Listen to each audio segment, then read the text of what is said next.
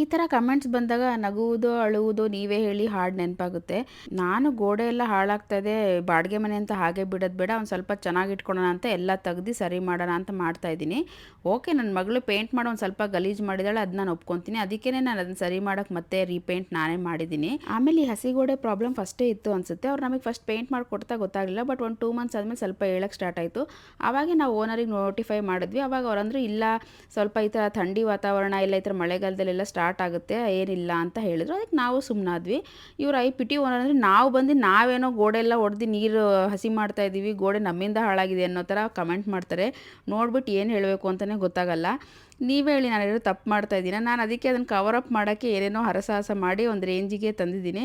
But ಈ ಥರ comment ಮಾಡಿದಾಗ ನೋಡಿದಾಗ ಬೇಜಾರಾಗುತ್ತೆ. ನಾವೇನೋ ಮನೆ ಹಾಳು ಮಾಡೋಕ್ಕೆ ಬಂದಿದ್ದೀವಿ ಅನ್ನಂಗೆ. ನನ್ನ ಹಸ್ಬೆಂಡ್ದು ಟ್ರಾನ್ಸ್ಫರಬಲ್ ಜಾಬ್ ಇರೋದ್ರಿಂದ ನಾವು ತುಂಬ ಬಾಡಿಗೆ ಮನೇಲಿ ಇದ್ದು ಬಂದಿದ್ದೀವಿ.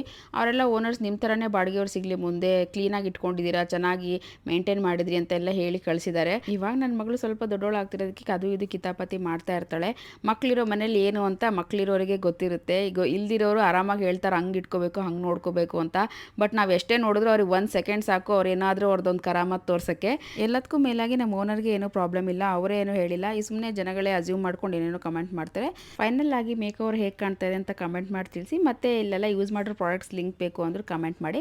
ಮತ್ತೆ ಮುಂದಿನ ವಿಡಿಯೋ ಸಿಗೋಣ. ಅಲ್ಲಿವರೆಗೂ ಬಾಯ್.